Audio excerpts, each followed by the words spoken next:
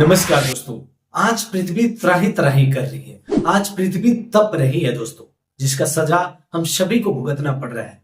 लेकिन क्या ये अचानक से हुआ है? जवाब है नहीं दोस्तों। द मिनट न्यूज के इस आर्टिकल को देखिए। साल 2022 की अप्रैल की वो गर्मी जो पिछले 122 सालों की रिकॉर्ड ब्रेक किया था। और वही यदि हम बात करें साल 2023 की गर्मी, तो साइंटिस्ट का कहना था कि पिछले 2000 सालों में इतनी गर्मी नहीं पड़ी जितनी की 2023 में पड़ी।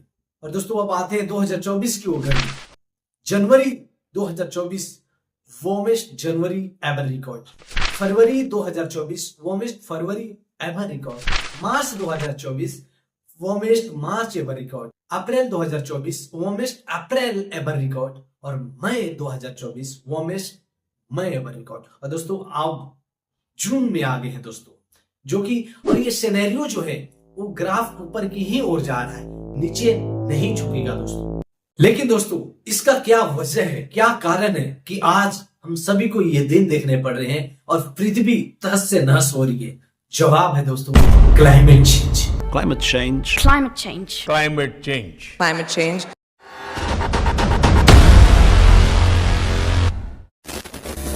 जी हाँ दोस्तों, क्लाइमेट चेंज।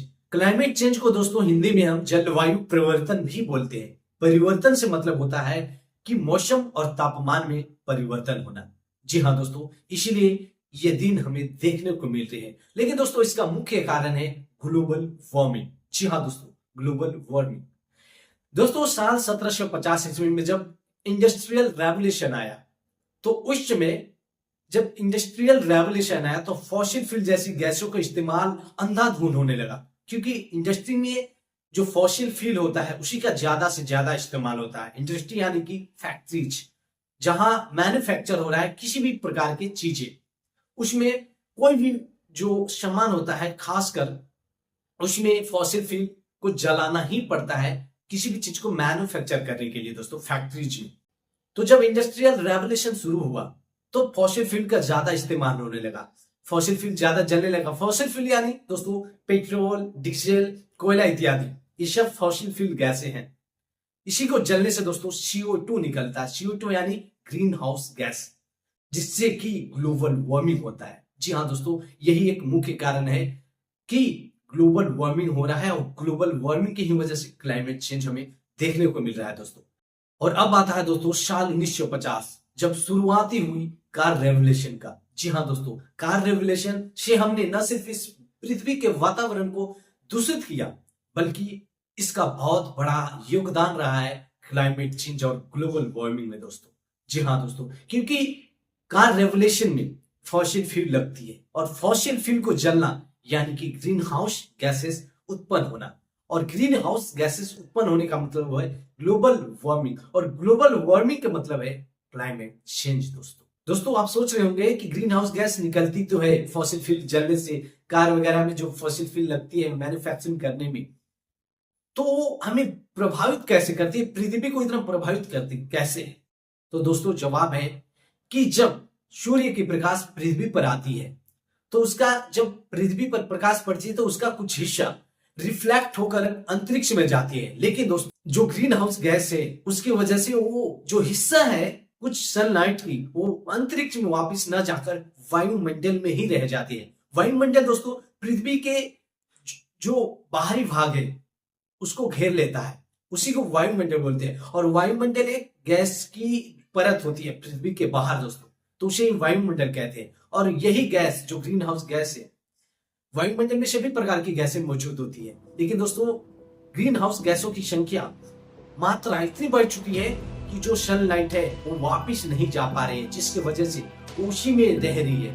और इसका कारण ये है कि आज पृथ्वी तप रही है दोस्तों, त्राही त्राही कर रही है। आप देख कर चलिए ना दोस्तों कि एक बॉल है और बॉल के ऊपर आग जल रही है, तो बॉल सही मायनों में गर्म होगी ही। तो उसी प्रकार से आप ये भी मान लीजिए कि पृथ्वी है और पृथ्वी के पूरे सर्कल में जो गैस है ग्रीन हाउस गैस, वो जला रही है पृथ्वी को। इसीलिए ग्लोबल वार्मिंग हो रहा है और ग्लोबल वार्मिंग की ही वजह से क्या हो रहा है, क्लाइमेट चेंज। लेकिन दोस्तों आज पृथ्वी को तबाह करने में सबसे बड़ा कारणों में से एक मांसाहार है। जी हाँ दोस्तों, दुनिया भर में सबसे अधिक किसी भी चीज को खाया जाता है वो है मांसाहार। जी हाँ दोस्तों, अमेरिका इस मामले में नंबर 1 पर आता है, जबकि हमारे भारत टॉप 10 लिस्ट में ही नहीं आता, which is दोस्तों ये मांसाहार हमारे पृथ्वी को डायरेक्टली कोई भी क्षति नहीं पहुंचाती है, बल्कि जो इसमें होने वाले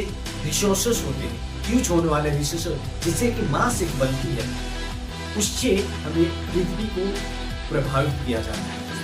दोस्तों दुनिया का 70% खेती सिर्फ मांसाहार के लिए होता है। आप सोच सकते हैं कि ये नंबर कितनी बड़ी है दोस्तों। और बचा कितना 30%, यानी कि 30% में हम जो शाकाहारी हैं वो जीवित रह रहे हैं। जी हाँ दोस्तों, और सोच कर देखिए दोस्तों, यदि 100% सिर्फ शाकाहारी पे खत्म होता तो बहुत सी रिसोर्सेज बचती इस पृथ्वी पर दोस्तों, और ये क्लाइमेट चेंज नहीं आता दोस्तों। लेकिन 70% कहाँ पे खत्म हो रही है? मांसाहार पे। क्यों? क्योंकि वो फिर उसे हम खा सके।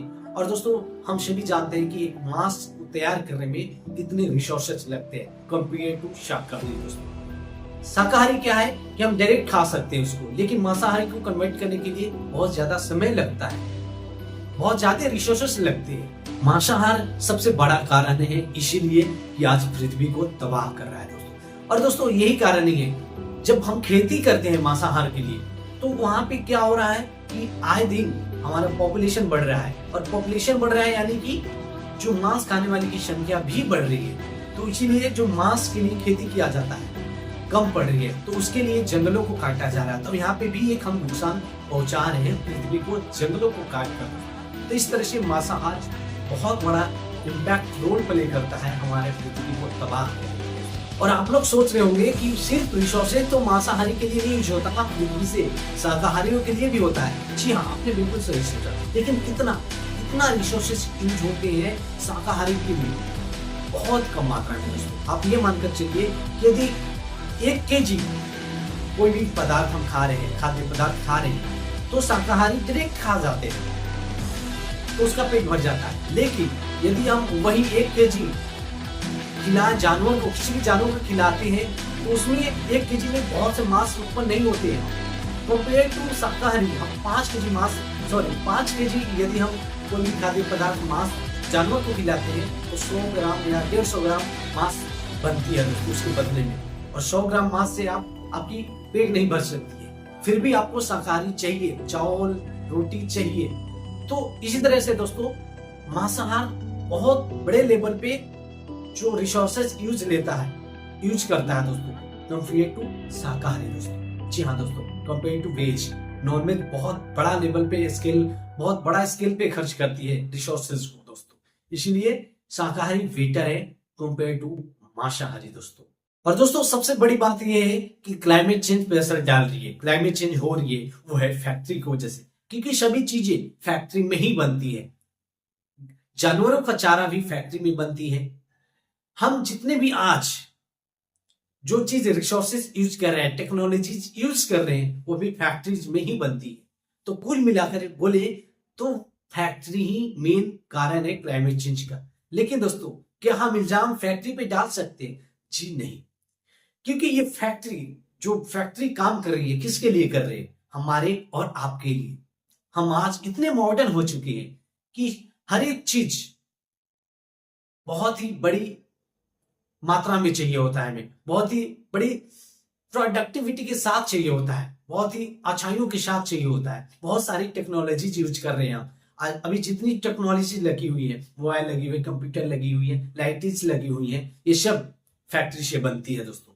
और सबसे बड़ा कारण कोई है क्लाइमेट चेंज के लिए, तो हम और आप, यानी कि ये मानवता है दोस्तों। हम और आप आज इतना मॉडर्न हो चुके हैं कि थोड़ी सी भी दूर यदि जानी हो तो हमें कार चाहिए होती है, बाइक चाहिए होती है। और दोस्तों इसमें बहुत बड़ा मात्रा में CO2 उत्पन्न करता है हमारी कारें।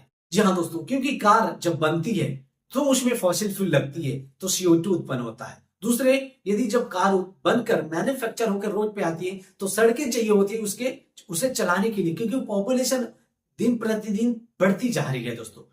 और उतनी जगह आए कहां से? तो हम जंगलों को काट दिया कर रहे हैं, उसे काट रहे हैं ताकि हम सड़कें बना सके। जी हाँ दोस्तों, और सड़कें बनाने में भी CO2 का उत्पन्न होता है दोस्तों। बहुत सारे रिसोर्सेज हैं जो कि क्लाइमेट चेंज पे असर डाल रही है, लेकिन उनमें से सबसे कानून बड़ा कौन है? हम हैं दोस्तों, इंसान है दोस्तों। लेकिन दोस्तों इंसानों में से कौन सा इंसान हम और आप बहुत बहुत मायनों में कम है दोस्तों। जी हाँ दोस्तों, दोस्तों इस आर्टिकल को देखिए, दुनिया का 2/3 कार्बन एमिट तो वो सिर्फ 1% लोग कर रहे हैं दोस्तों। जी हाँ दोस्तों, दुनिया का 2/3 जो कार्बन एमिशंस है वो 1% लोग, बाकी जो है वो 0.001% भी नहीं कर रहे हैं। तो यानी कि सबसे बड़ा कारण कौन है? जो 1% लोग हैं। और जो ये 1% है वो कौन है? वो मेगा रिच है दोस्तों।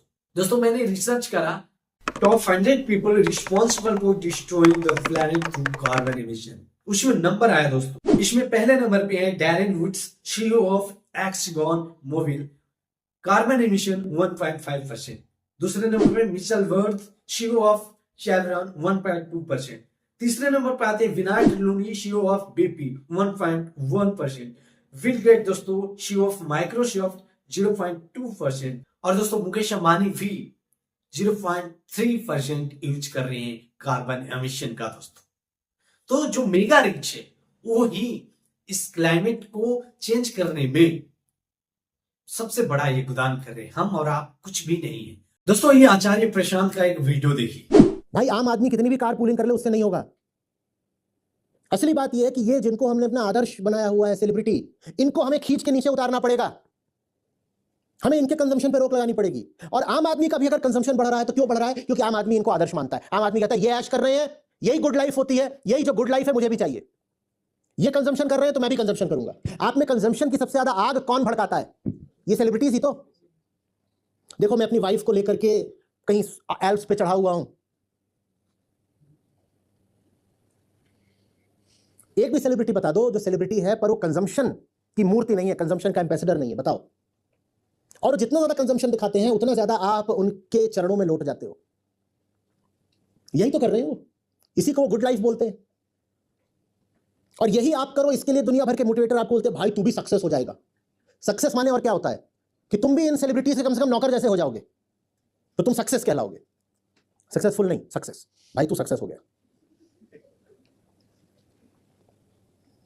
आम आदमी का भी कंजम्पशन ये सेलिब्रिटी ही तो बढ़ा रहे हैं। दुनिया की आबादी के 0.01% लोग जिम्मेदार हैं इस पूरे ग्रह को तबाह करने के लिए। और यह बात कभी सामने लाई नहीं जा रही है, बल्कि गुनहगार बना दिया जा रहा है।